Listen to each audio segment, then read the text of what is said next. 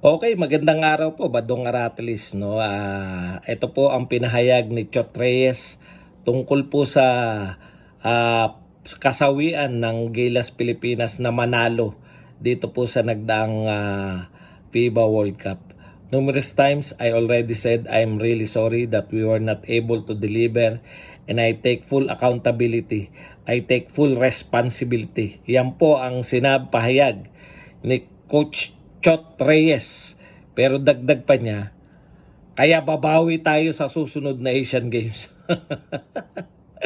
Joke lang po. Pero kung totoo po na siya pa rin ang ating head coach ng Gilas Pilipinas, hindi na po ito joke para sa bansang Pilipinas.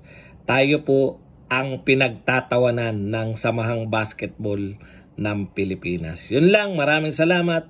See you later.